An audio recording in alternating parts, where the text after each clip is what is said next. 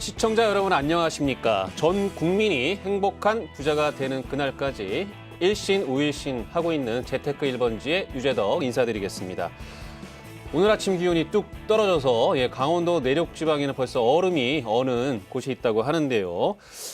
가을이 오는가 싶더니 벌써 겨울이 오고 있습니다.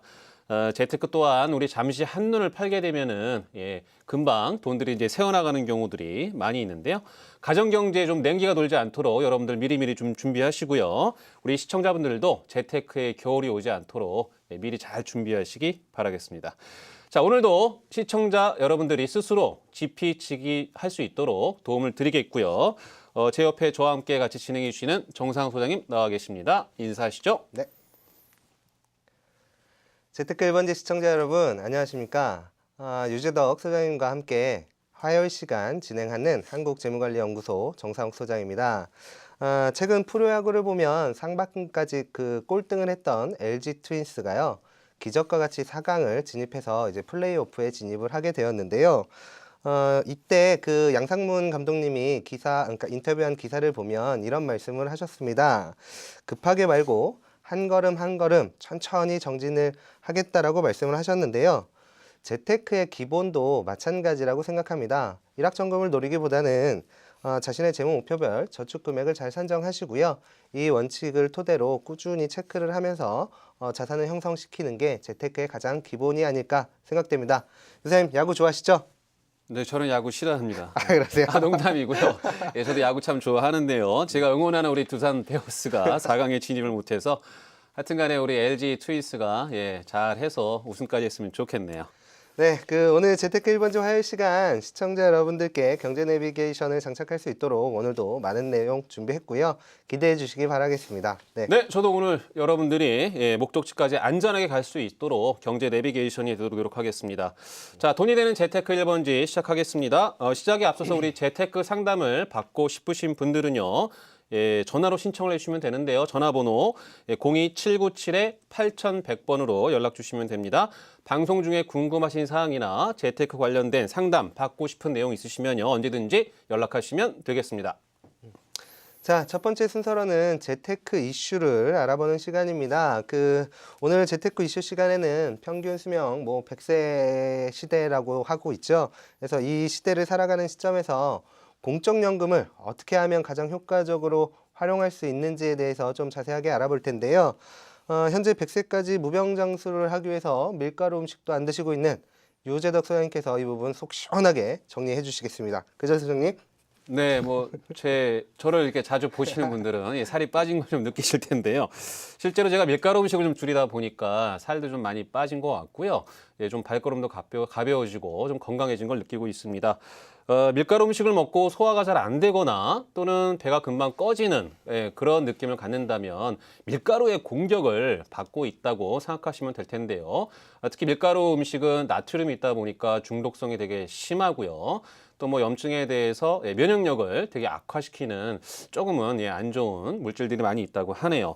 우리 시청자분들도 밀가루 음식 좀 조정하셔서 건강 찾고요. 건강도 여러분들 재테크의 힘을 명심하시고 잘 건강 유지하시면 좋겠습니다. 그런데 최근에 발표된 자료를 보니까 선생님 노후에 대한 준비를 여성보다 남성이 훨씬 더 잘하고 있다라는 기사가 많이 좀 뜨더라고요.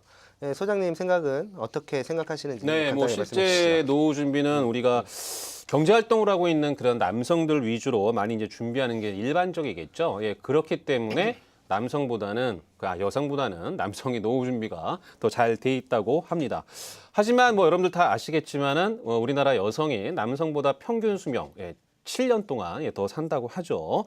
그래서 어떻게 보면은 좀 앞뒤가 좀 아이러니하게 맞지는 않는 그런 내용인 것 같은데요. 최근 국정감사에서도 지적을 받았다고 합니다. 유족연금과 어떤 본인의 노령연금을 같이 받지 못하게 된 점하고 또 혼인기간이 5년 이상일 경우에만 이혼했을 때 배우자가 연금을 받을 수 있다고 하는데요. 이런 점들이 좀 지적을 받고 있는 상황입니다. 그렇군요. 그래서 오늘 이 시간 좀 재밌게 준비하도록 하겠습니다. 그럼 첫 번째로 우리나라의 그 노후 대책의 근간은 바로 국민연금이죠. 그죠? 이 국민연금의 수령 방법이 다양하다라고 좀 알려져 있는데요. 많은 분들이 이 부분을 좀 헷갈려 하시더라고요. 그래서 오늘 첫 번째로 준비한 시간은 거기에 대한 수령 형태를 한번 알아보도록 하겠습니다. 형님. 네, 국민연금 예, 다들 많이 아시겠지만 또 복잡하기는 맞습니다. 그래서 오늘 중요한 부분만 몇 가지 좀 간추려 말씀을 드릴 텐데요. 국민연금은 말씀한 대로 이제 수령 형태 매우 다양합니다. 그중에 몇 가지만 제가 도표를 좀 보고요. 설명 좀 드리도록 하겠습니다. 일단 수령 요건은 크게 네 가지 정도 말씀을 드릴 텐데요. 첫 번째 노령연금이 되겠습니다. 그래서 가입 기간이 120개월, 즉 이제 10년 이상 불입을 하게 되면요. 지급 개시 연령에 도달했을 때 연금을 받는 일반적인 연금이고요. 또 조기 노령연금이라는 게 있습니다. 마찬가지로 10년 동안 이상 보험료를 좀 납부를 하고요. 소득이 있는 업무에 종사하지 아니했을 때, 즉 소득이 없을 때 지급 개시 연령 5년 전부터 지급 개시 연령에 도달할 때까지 청구를 해서 연금을 받을 수가 있습니다. 세 번째로는 소득 활동이 있는 그런 사람들에 따른 노령연금인데요. 노령연금 수급권자가 지급 개시 연령으로부터 5년 기간 동안 소득이 있는 업무에 종사할 경우에 기본 연금액의 일정액을 곱해서 연금을 주는 거. 다음으로 이제 분할연금이 있는데요. 분할연금은 가입 기간 중에 혼인 기간이 5년 이상인 노령연금 수급권자의 이혼한 배우자가 지급 개시 연령이 됐을 경우에 받을 수 있는 연금입니다. 한 가지 더 설명드리면은 유족연금이라는 게 있는데요. 이 경우 노령연금 수급권자가 사망한 경우에 가입 기간에 따른 기본 연금액의 40에서 한 60% 정도의 연금을 받고요. 거기다가 이제 부양가족 연금액을 준다고 보면 되겠습니다. 그렇군요. 그러면 선생님 제가 궁금한 게 있는데요. 노령연금은 제가 잘 알겠는데 부양가족연금액이라는 게 있네요. 이게 뭐죠? 네, 말 그대로 부양가족이 있을 경우 연금을 이제 더 준다는 얘기인데요. 마찬가지로 좀 화면을 보고 설명 간단히 좀 드리도록 하겠습니다. 연금을 이제 받고 있는 수급자가 만약에 자기가 일정한 가족을 부양하고 있는 경우에 가족 수당이라는 어떤 성격으로 추가 지급하는 급여라고 볼 수가 있는데요. 연령 및 요건은 간단히 이렇습니다. 배우자일 경우에는 어떤 조건 없이 부양가족 연금액을 연간 한 24만 원 내외 이제 주고 있고요. 자녀일 경우에는 18세 미만의 자녀가 있거나 또는 18세 이상이라 하더라도 장애 등급 2급 이상에 해당하는 자녀가 있으면 가족 수당을 주고 있고요. 부모는 60세 이상 또는 장애 등급 2급 이상에 해당하는 부모가 있을 경우에 마찬가지로 부양가족 연금액을 추가로 지급을 좀 하고 있습니다. 그렇군요. 선생님 그 배우자가 사망한 경우에는 유족연금을 받을 수 있을 텐데요. 그 유족연금이란 구체적으로 어떤 내용인지 설명 부탁드리겠습니다. 네, 이 또한 좀 표를 통해서 설명을 좀 드릴 텐데요. 국민연금을 받고 있던 배우자가 만약에 이제 사망했을 경우에 가입 기간에 따라서 기존에 받던 연금액의 40에서 한 60% 정도 받을 수 있는 제도라고 보면 되겠습니다. 그래서 유족연금의 수급 요건 및 급여 수준을 간단히 설명을 좀 드리자면요. 수급 요건, 복잡하긴 하지만 간단하게 국민연금을 받고 있는 가입자 또는 수급권자가 사망했을 경우에 가입 기간, 즉 10년 미만이냐 또는 10년 이상 20년 미만이냐 또는 20년 이상이냐 그 조건에 따라서 연금액은 각각 10년 미만일 경우에는 기본 연금액의 40%, 또 10년에서 20년 사이에 계신 분들은 기본 연금액의 50%, 20년 이상일 경우에는 기본 연금액의 60%에다가 각각 부양가족 연금액을 추가로 해서 지급하는 게 유족연금이라고 생각하시면 될 텐데요. 예를 들면 20년간 국민연금을 납입해서 월 100만 원의 국민연금을 받던 배우자와 사별을 하게 됐을 경우에 배우자는 100만 원의 60%인 60만 원과 자신의 어떤 현황에 맞는 부양가족 연금액을 수령한다고 보시면 좀 이해가 빠르실 겁니다. 그렇군요. 선생님 제가 알기로는 유족연금과 노령연금을 함께 같이 받지 못한다라고 알고 있는데요. 그건 왜 그렇죠? 네. 일단 뭐 국민연금의 성격은 여러분들이 이제 사회보험, 사회보장 원리인 거를 다 아실 겁니다. 그래서 한 사람에게 두 가지 이상의 연금액을 절대로 지급을 안 하죠. 그래서 이제 뭐 이런 논란들이 좀 많이 있죠. 내가 낸 보험을 다 돌려받지 못하는 뭐 국민연금에 조금 약간 단점이 될 수가 있는데요. 전체적으로 모든 국민이 동일하게 골고루 혜택을 받기 위해서 그런 제도가 있다라고 좀 이해하시면은 좀 좋을 것 같습니다. 그렇군요. 소장님, 그 시청자분이 지금 보시기에 많은 내용들을 한꺼번에 좀 접하기 때문에요. 다소 이해하기가 조금 어려울 수도 있을 것 같습니다.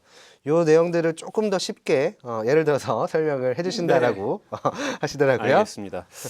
물론 말하고 있는 저도 좀 이해가 안 되긴 합니다만 이게 농담이고요.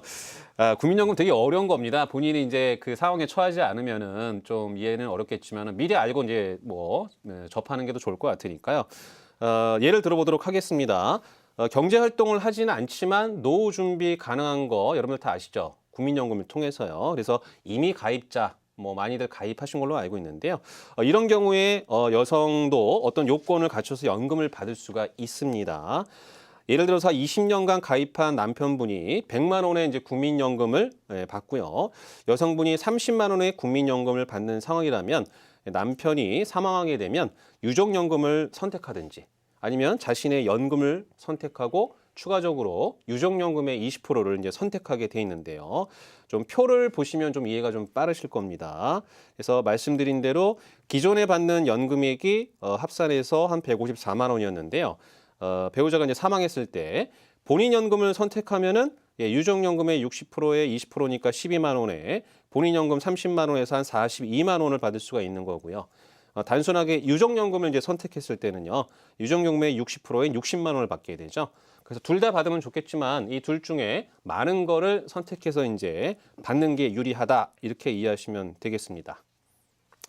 네, 기초연금 논란으로 최근에 국민연금 임의가입자의 탈퇴가 약 47% 정도 되었다라고 보는데요. 이 유족연금과 같은 내용도 적지 않은 영향을 미쳤을 거라고 봅니다. 마지막으로 이런 은퇴에 대한 입장에서 최근 고려하시는 분들이 아마 수익형 부동산 아마 관심 많이 가셨을 거라고 봅니다. 근데 다만 몇 가지 조심을 하셔야 되는데요. 유 소장님 생각에 이때 가장 조심해야 될 거라든지 반드시 기억해야 될 점이 있다면 어떤 것들이 있을까요? 네, 이제 최근에 뭐 은퇴를 하시면서 수익형 부동산에 좀 관심을 많이 갖는 분들을 이제 접하게 되는데요. 보통 이제 퇴직금을 받게 되면 엉뚱하게 뭐 창업 자금이다 해서 이제 돈을 좀 많이 날리는 경우들이 있는데요. 우리가 이제 뭐 나라에서 주는 국민연금 또는 이제 공적연금을 좀 받으면서 부족한 연금들 뭐 최근에는 또 퇴직연금이라고 해서 또 연금의 형태로 받는 제도들이 많이 도입됐죠. 하지만 이제 최근에 은퇴하신 분들은 그게 좀 어렵기 때문에 그런 목돈을 받았을 때 나름대로 꾸준하게 좀 들어올 수 있는 수익형 그런 부동산에 좀 관심을 많이 갖는 거 저는 되게 중요하다고 생각하고요. 다만 유념할 점은 수익형 부동산을 선택할 때 뭐 여러 가지가 있겠지만은 주로 이제 역세권이라든지 절대로 좀 뭐 공실이 나지 않는 정도의 그런 임대 수익형 부동산을 선택하는 게 중요할 것 같고요. 뭐 한 가지 추가적으로 말씀을 드리면은 뭐 최근에 뭐 공적연금이 한 4천만 원 정도 이상이 되면은 건강보험료가 부과되는 그런 제도가 올해 도입이 되었습니다. 그래서 공적연금이 4천만 원 넘을 경우 여러분들 그러한 점도 좀 유념하시면 좀 좋을 것 같습니다.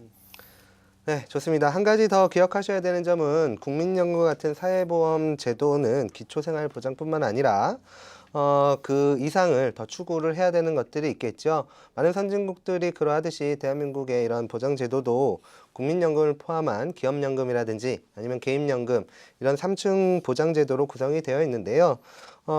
명심하셔야 되는 것들은 국민연금은 가장 기본적인 노후 생활을 위한 방편이라고 보시고 기업연금이나 개인연금 또한 차곡차곡 잘 준비하셔서 편안한 노후 생활을 맞이하셨으면 좋겠습니다.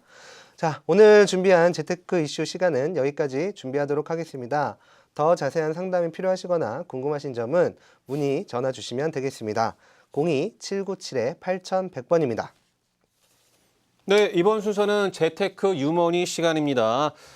실제로 좀 인기가 많은 코너이기도 한데요. 우리 재무 상담을 실제로 이제 신청하셔서 받으신 분들의 사례들, 특히 이제 시청자분들하고 좀 유사한 사례가 있으신 분들을 통해서 여러분들의 어떤 재테크적인 고민 좀 시원하게 해결해주는 솔루션 시간이라고 보시면 되고요. 오늘 재테크 유머니 시간에 정상욱 소장님께서 준비하셨다고 하는데요. 오늘 어떤 사례로 시청자분들께 도움이 될지 저 또한 좀 기대가 크네요. 소장님, 오늘 상담 사례 어떤 내용인지 간단히 소개해 주시죠. 네, 오늘 상담 사례는 40대 중후반의 그 부부 상담 사례입니다. 사실 이 연령대는 아시겠지만 우리 요 소장님이 전문적인 상담을 해주시고 계시는데요. 이 세대의 그 상담을 하다 보면 가장 뭐 공통적으로 나온 문제점들이나 아니면 고민거리라고 볼 수 있겠습니다. 가장 큰 것 중에, 이 가정의 가장 큰 것 중에 하나는 매월 생활비가 계속 적자가 나고 있고요. 그 다음에 남편 퇴직이 10년이 채 남지 않아서 은퇴 준비에 대한 방법들, 그리고 아마 이 연령군의 가장 고민거리 중에 하나인 바로 자녀에 대한 부분이겠죠. 대학 자금과 결혼 자금을 어떻게 준비해야 될까요? 라는 이런 부분들에 대해서 좀 상담을 의뢰하셨던 케이스인데요. 한번 내용 살펴보도록 하겠습니다. 상담 당시 이 가정의 현재 자산은 아파트 한 채 있었고요. 한 4억 2천 정도 평가 금액이었습니다. 금융자산은 그렇게 많지 않았고 한 CMA에 갖고 있었던 800만 원 정도가 다였다라고 보시면 될 것 같고요. 관련해서 그 대출 사항들을 보면 담보대출이 한 1억 원 정도가 있었다라고 보시면 될 것 같습니다. 그와 관련해서 순자산을 보면 한 3억 2,800만 원의 그 자산 대비해서 부채 비율은 총 한 23% 정도 됐다라는 점은 30%를 채 넘지 않았기 때문에 그렇게 위험하진 않았으나 어쨌든 자산, 금융자산들이 크게 많지 않았고 자산 내역이 대부분 부동산에 있었기 때문에 그렇게 썩 좋지는 않은 재무구조를 갖고 있었다라고 보시면 될 것 같고요. 당시 그 수입과 지출에 대한 내역을 간단하게 좀 정리를 해보면 월 수입이 한 500만 원 정도 되셨고요. 기본 생활비 그 주부 식비를 포함해서 들어가는 고정비가 한 220만 원 정도라고 보시면 될 것 같습니다. 그리고 앞서 말씀드렸던 것처럼 두 자녀의 교육비가 매달 한 100만 원 정도로 발생이 되고 있었고 나머지 그 담보대출 갖고 있었던 대출 상환금, 원리금과 이자를 같이 포함해서 원리금 균등 상환으로 매월 60만 원, 65만 원 정도를 지출하고 있었다라고 보시면 될 것 같습니다. 이에 관해서 저축도 나름 정시펀드와 저축성 보험을 같이 유지하고 있었는데요. 이 점 다 포함해서 보면 한 달에 한 540만 원 정도의 자금이 이제 나가고 있었던 거죠. 그래서 수입원 대비해서 지출되고 있는 금액이 조금 많았기 때문에 매달 마이너스가 되고 있었던 상황이라고 보시면 될 것 같습니다. 자, 이와 관련해서 이 가정의 내용들을 한번 재무 별점을 한번 확인해 보도록 하겠습니다. 여기까지 봤는데 유재덕 소장님 보시기에 이 가정 재무 별점 몇 점이나 줘야 될까요? 저라면은 이 가정에 한 60점 한 정도 주지 않을까 이렇게 생각을 좀 하고 있습니다. 우리 정상욱 소장님이 평가 좀 해주시고 왜 그렇게 줬는지 설명 좀 해주시죠. 제가 여쭤봤는데 저랑 똑같은 별점을 주셨습니다. 저도 이 가정의 재무 별점 60점 정도로 주었는데요. 왜 이 정도로 줬냐면 사실상 이 부부의 그 재무적인 문제보다는 가장 큰 문제점은 저는 그 대화의 단절에 좀 있었습니다. 그나마 좀 좋았던 거는 매월 꼬박꼬박 대출에 대한 상환이 이루어져 있었고 악성부채라고 일컫는 마이너스 통장이나 이런 것들을 가지고 있지 않았습니다. 그래서 상담을 통해서 또 같이 또 부부가 해보겠다라고 하는 의지가 좀 강하셨기 때문에 제가 60점 정도로 평가를 해드렸고요. 이 가정의 상담 당시에 가장 크게 제가 조금 문제점으로 좀 체크했던 부분은 4가지로 좀 요약을 해봤는데요. 가장 첫 번째는 매달 그 받는 급여에서 마이너스의 현금 흐름이 좀 지속된다라는 점이죠. 그렇다고 해서 이 가정의 그 지출되는 내역들을 꼼꼼히 살펴보면 꼭 안 써야 될 때에 자금을 쓰는 건 아니지만 그래도 조금 줄일 수 있는 부분의 여지가 있었다라는 점을 상담 당시에 같이 공감을 할 수 있었고요. 1억 원의 주택담보대출의 이율이 무려 4.6%였습니다. 시청자분들도 잘 아시겠지만 최근 금리도 인상이 되었고요. 많은 부분에서 그 은행이나 보험사에서 금리가 인하됐음에도 불구하고 예전에 받았던 이 담보대출을 그대로 갖고 갔다는 점이 좀 가장 큰 문제점 중에 하나이지 않았나라는 생각이 들고요. 제가 좀 전에도 말씀드렸던 것처럼 이 가정의 좀 문제점 중에 하나는 부부의 재무적 대화가 거의 단절됐다라는 점이죠. 돈 얘기하면 싸운다라고 일체에 그냥 이 부분을 안 하셨더라고요. 그래서 이 부분에 대한 문제점들이 조금 있었다라고 보시면 될 것 같고, 장기 저축보험과 보험 가입 내용을 좀 분석을 해보니까 내용들이 대부분 다 중복되어 있는 보장성 보험들을 뭐 2중, 3중으로 가입되어 있다라는 점들이 약간 조금 문제점으로 제가 평가를 했습니다. 그와 관련해서 제가 월간 현금 흐름표를 좀 조정해 드렸는데요. 기본 생활비라든지 자녀 교육비 뭐 반드시 써야 되는 자금이죠. 그죠? 그래서 그 자금 많이 줄이지는 않았고요. 특히나 자녀 교육 자금은 그대로 100만 원 유지시켰지만 생활비 부분에서 최소 20만 원만 좀 줄일 수 있도록 내용을 만들어 드렸고, 대출 상환 부분을 65만 원에서 매월 57만 원으로 뭐 한 8만 원 정도의 차이지만 이게 앞으로 20년 동안이라고 하면 꽤 많은 금액을 줄일 수 있는 금액이 되겠죠. 그래서 이렇게 좀 전환을 시켜드렸고, 저축할 수 있는 부분 저축성 보험은 이분의 은퇴 생활을 위해서 연금 펀드로 기간 이전에 대한 제도를 좀 활용을 했고요. 보장성 보험은 한 35만 원 정도로 줄여서 기존에 한 540만 원 정도에 지출됐던 금액을 한 465만 원 정도로 좀 조정을 했다라고 보시면 될 것 같습니다.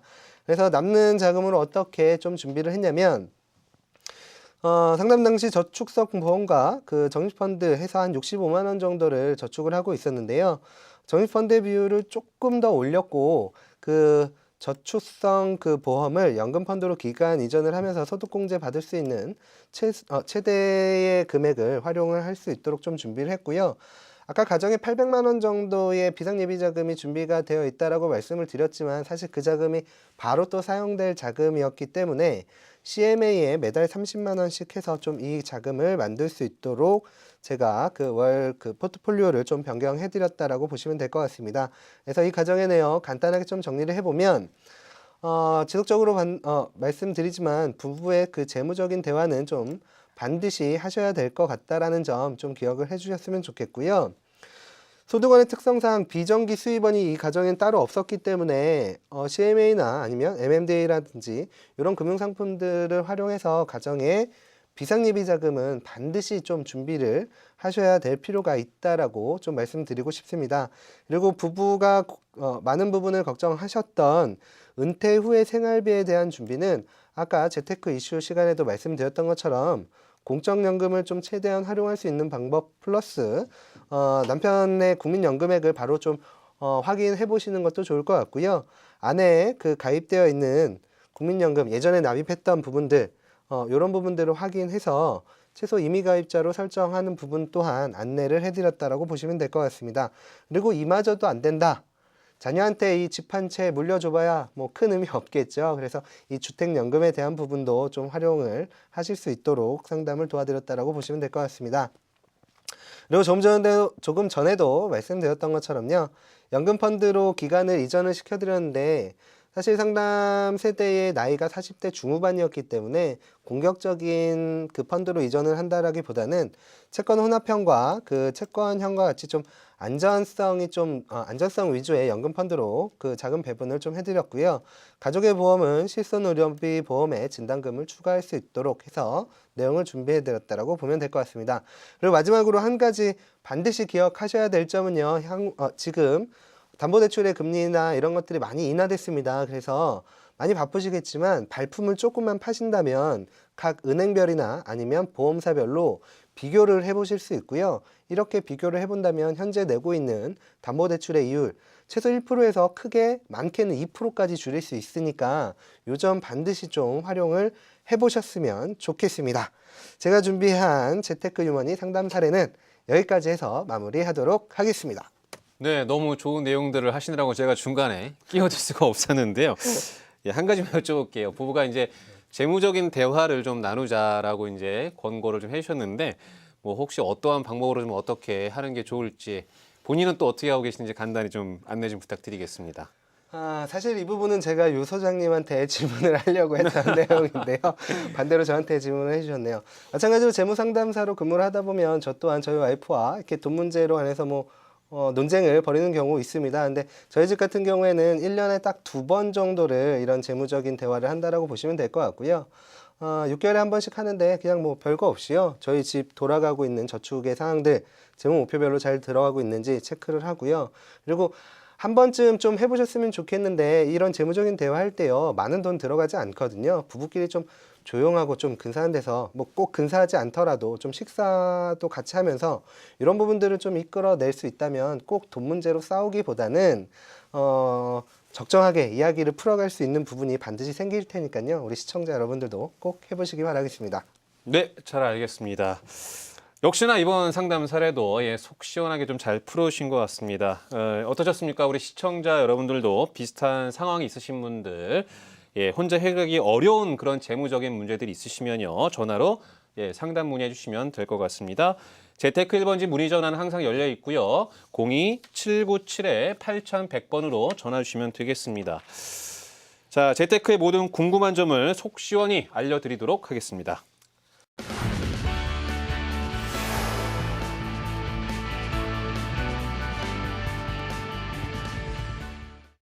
자, 그럼 본격적으로 시청자 여러분의 재무적 고민을 전화로 상담해 드릴 텐데요. 나의 재무 상태를 진단받고 싶으시거나 아니면 특정 금융상품에 대해서 궁금하신 분들, 또 노후라든지 부동산에 대해서 고민이 있으신 분들은요, 직접 전화를 주시면 될 것 같습니다. 그러면 실시간으로 상담 한번 해드리도록 하겠습니다. 자, 시청자분 한번 전화 연결해 보도록 하겠습니다. 우리 첫 번째 전화, 우리 정상욱 소장님 부탁드리겠습니다. 네, 첫 번째 전화를 받기 전에 먼저 안내 말씀 좀 드리고 시작을 하겠습니다. 지금 전화를 주시는 분은 그러니까 사전에 시청자 게시판을 통해서 사연을 올려주신 케이스고요. 그 내용 제가 간단하게 먼저 정리를 해드리고 전화 연결을 하도록 하겠습니다. 내용 한번 보겠습니다. 올해 36살이고요. 다름이 아니라 어머니께서 갖고 계신 재산이 있으신데 나중에 물려받을 때 세금을 많이 낸다고 주변에서 들었다라고 합니다. 어머니 연세는 현재 60세시고요. 어머니 앞으로 된 자산은 땅이 3억, 주택이 6억 정도 되고요. 금융자산으로 1억 정도를 갖고 계신 걸로 알고 있습니다. 이 정도면 세금을 얼마를 내야 하는지, 또 만약에 못 내게 되면 어떻게 되는지, 세금을 줄일 수 있는 방법은 어떤 건지 요 세 가지를 물어보셨는데요. 제가 직접 전화 연결을 해서 한번 상담을 해보도록 하겠습니다. 자, 여보세요? 네, 여보세요? 네, 안녕하세요. 한국재무관리연구소 정상욱입니다. 그 사연 올려주셔서 너무 감사드리고요. 다시 한번 어디에 사는 누구신지 간단하게 소개 부탁드리겠습니다. 네, 서울 살고 있고요. 회사 다니고 있는 30대 중반입니다. 네네네. 네. 우선 결론부터 시청자분 말씀드리면요. 제가 사전에 올려주신 내용으로 좀 계산을 해봤더니 결론부터 말씀을 드리면 향후 내셔야 되는 세금이 한 1억 2천만 원 정도 된다라고 보시면 될 것 같습니다. 결코 적지 않은 돈이 되겠죠? 어머니 재산이 네네. 어쨌든 10억 안팎 되는데 세금이 1억 2천이면 네네. 수도권에 집 한 채 갖고 있는 분들 보통 집 한 채 5억 6억씩은 하니까요. 그렇죠. 그럼 그분들도 저희 어머니 경우처럼 10억에 1억 2천이면 5억 6억이면 세금 5,600, 5천, 6천 내야 되는 건가요? 네, 실험은 좋은 질문 하셨는데요. 네. 꼭 그렇지만은 않고요. 간단하게 그 개념부터 좀 말씀을 드리자면 살아 계실 때 물려받는 걸 증여라고 하죠. 그리고 사후에 받는 걸 이제 상속이라고 하는데요. 상속이든 증여든 반드시 세금을 내야 하는 건 사실입니다. 근데 다만 재산이 많으면 많을수록 세금을 더 많이 내는 구조를 누진세 구조라고 하고요. 세금에 대해서 세금을 무조건 이렇게 매기는 건 아니고요. 법적으로 일정 부분, 이 정도는 공제를 해주자. 그래서 이런 공제에 대한 부분들을 뺀 나머지 재산에 대해서만 세금을 부과한다라고 좀 알아두시면 되겠습니다. 그러면 네. 어머니 재산이 10억 정도 되시는데 그럼 이게 많은 건지 그리고 공제는 어느 정도나 받고 그럼 왜 세금이 1억 2천인지 알려줄 수 있으세요? 네. 제가 간단하게 말씀을 드리면요. 공제는 크게 몇 가지로 좀 나눌 수 있는데요. 첫 번째로 일괄적으로 받는 일괄공제가 우선 적용이 되는데요. 어머니 경우 같은 사례에서는 10억 중에 5억까지는 무조건 공제가 된다라고 보시면 될 것 같고요. 현금성 자산은 추가로 공제를 더해 주는데 1억 중에 2천만 원은 무조건 공제가 되고요. 그리고 나머지 8천만 원에 대해서 20%인 한 1,600만 원을 공제하고 나머지 금액을 과세 표준에 따라서 10억이지만 이런저런 거 다 빼고 과세 표준으로 계산되는 금액 한 4억 6천만 원 정도를 화면에 보시는 표에 대입을 좀 해보면 상속세는 한 4억 6천만 원 정도에 대해서 구간별로 계산을 해서 한 8,280만 원 정도의 세금을 부과를 하게 되겠고요. 어머님이 갖고 있는 땅과 그다음에 아파트가 내 명의가 되었으니 부동산 취득세를 내야겠죠. 그래서 이때 발생되는 상속이나 증여 시에 발생되는 취득세를 확인해 보면 한 4% 정도 적용을 받게 될 것 같습니다. 그래서 향후에 발생되는 금액, 상속세와 취득세를 합하면 총 한 1억 1,800만 원 정도의 세금을 내게 되겠죠. 그래서 제가 서두에 한 약 1억 2천만 원 정도의 세금을 내야 될 것 같다라고 말씀드린 거고요. 아, 이게 상속세를 현금으로 내야 되는 건가요? 현금으로 내셔야 하지요. 근데 사실 현금으로 이만큼의 금액을 갖고 있지란 쉽진 않지요. 그래서 정부에서는 어떤 식으로 세금을 또 나눠서 낼 수 있게 그 분납을 할 수 있도록 제도도 좀 만들어 놨는데요. 한 가지 명심하셔야 되는 건 세금을 반드시 내셔야 되기 때문에 이런 부분들 좀 기억을 해 두셔야 될 것 같고, 혹시나 그 세금을 못 내시게 되면 어머님이 그동안 평생 일궈놓은 자산에 대해서 압류가 된다든지 혹은 헐값에 이렇게 경매나 이런 것들을 통해서 나갈 수 있으니까 이런 점들은 좀 반드시 기억을 해 두시고 체크를 꼼꼼히 해보시는 것들이 좋겠습니다. 그러면 이게 상속세 못 내서 뭐 압류 들어오고 이게 남 얘기가 아니네요. 그럴 수 있죠. 이거 그 소장님 네네. 죄송한데 네.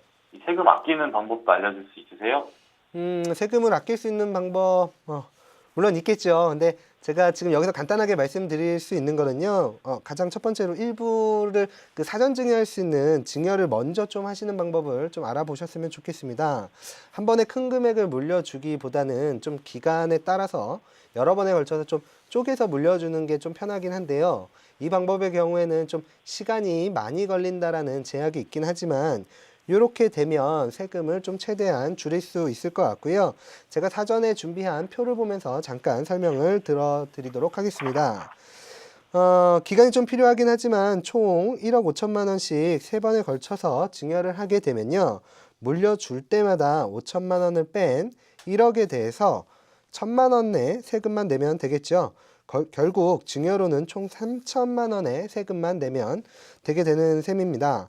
이후 상속 시에 발생되는 5억 5천만 원 중에서 5억을 공제로 뺀 나머지 대해서만 세금을 부과하게 되니까 여기에 대한 세금 500만 원만 내면 되겠죠. 그런데 제가 서두에도 말씀드렸던 것처럼 이 같은 경우에는 총 30년 이상의 시간이 걸린다라는 게 함정이 있습니다. 그래서 표는 단순히 원론적인 방법으로만 좀 이해를 하시면 좋겠고요. 기나긴 시간 동안 뭐 부동산 가격이 상승할 수도 있고 여러 가지 변수들이 있기 때문에 여기에 대한 점은 또 차후책 또한 준비를 하시는 것이 좋겠습니다. 요 방법의 경우에서는 제가 한 가지 팁만 더 드리도록 하겠습니다. 시간 관계상 요 방법만 좀 말씀을 드리고 좀 상담 내용을 좀 정리하도록 할 건데요. 앞으로 어머니께서 그 무병장수하셔서 오랫동안 사셔야겠지만 혹 중간에 변수라도 생겨서 일찍 사망을 하신다라고 하면 시청자분 전화 주신 것처럼 현금으로 이런 세금 내시기가 만만치 않을 겁니다. 이와 관련해서 한 가지 좀 다른 방법을 선택할 수 있는 방법은 뭐냐면 보험을 활용하는 방법이 있을 건데요.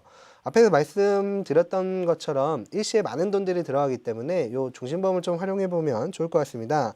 어머님이 60세라는 가정하에 제가 보험회사별로 비교를 좀 해봤더니 10년 납입하는 보험으로 보험료를 측정하면 한 매월 40에서 50만 원 정도 납입하는 금액이 나오더라고요. 그럼 총 보험료가 한 5천에서 6천만 원 정도가 되니까 내야 할 세금의 한 절반 정도로 조금 합리적인 부분으로 비용을 절감할 수 있는 방법이 될 수 있을 텐데요.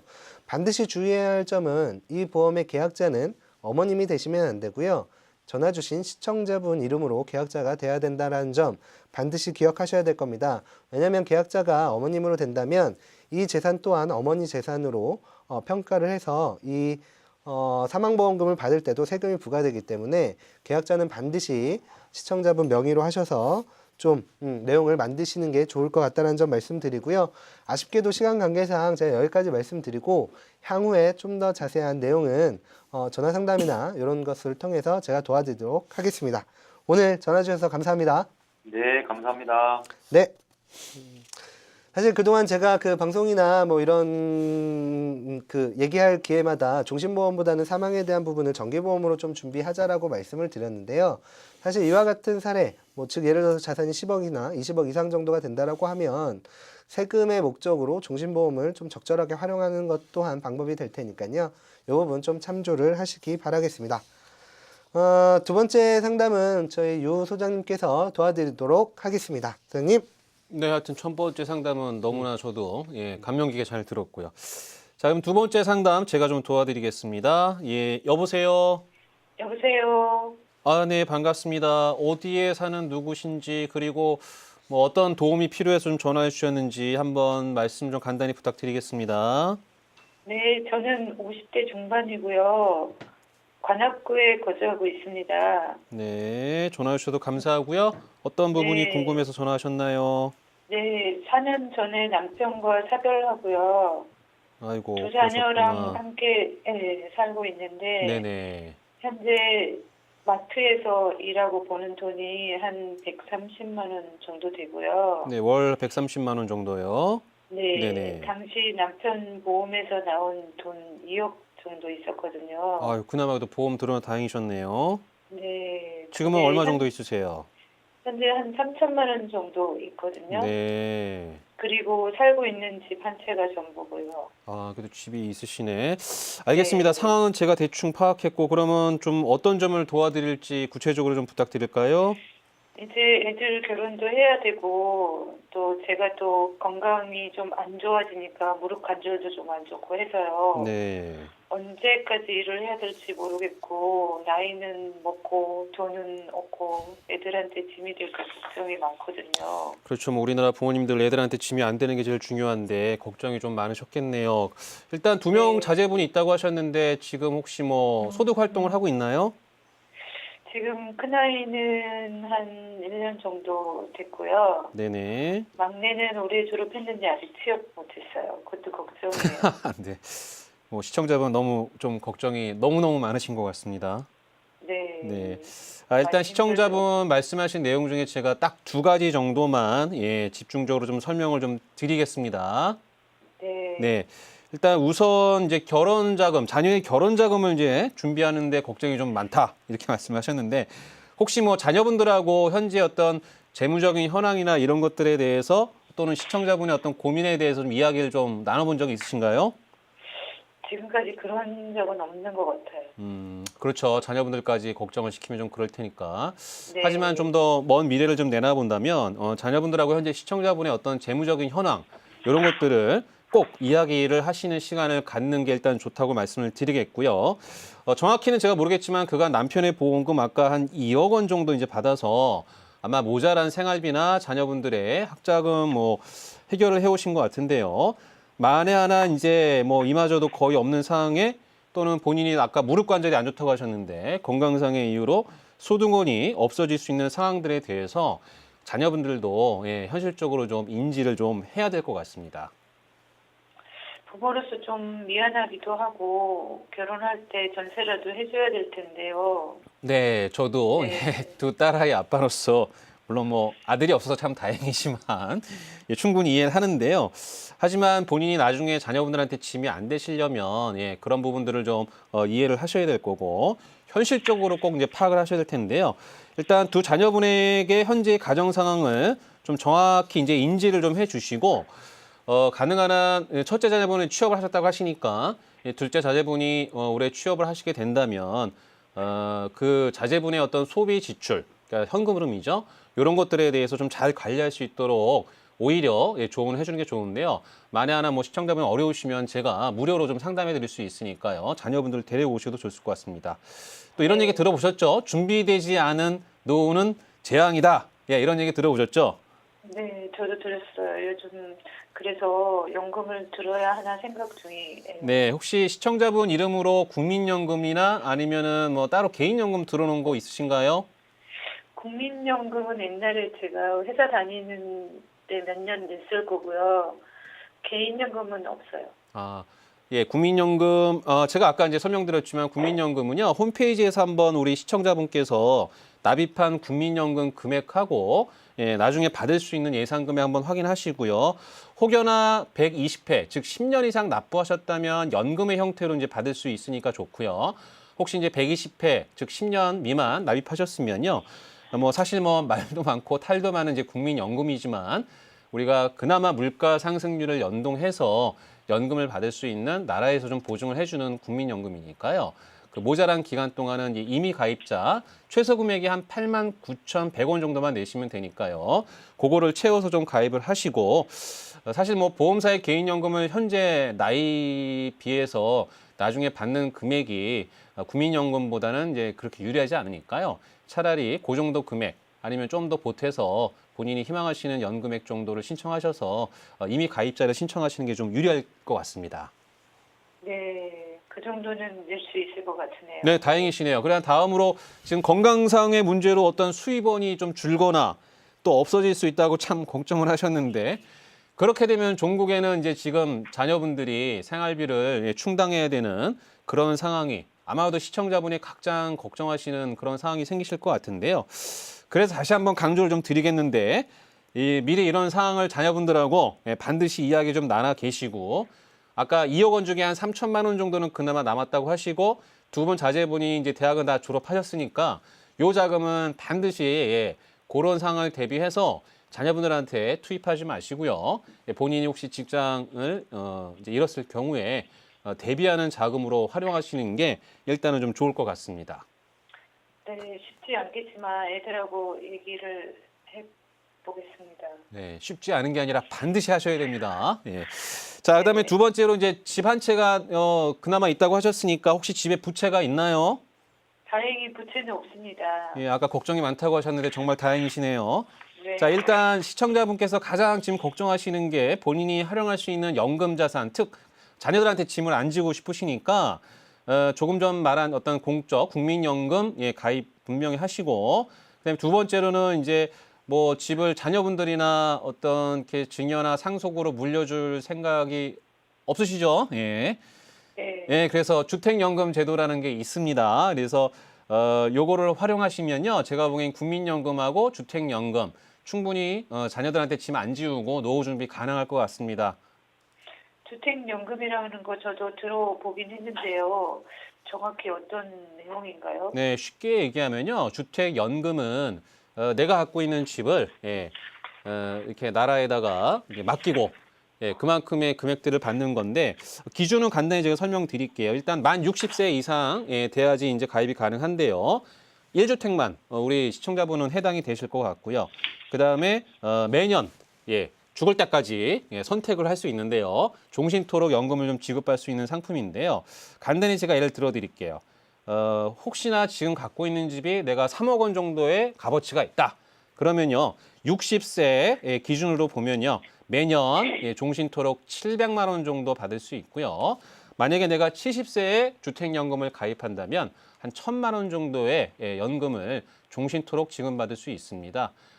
또 좋은 장점은 혹여나 내가 사망을 하게 돼서 어떤 집의 값어치가 남아 있다면 상속이 되는 거고요.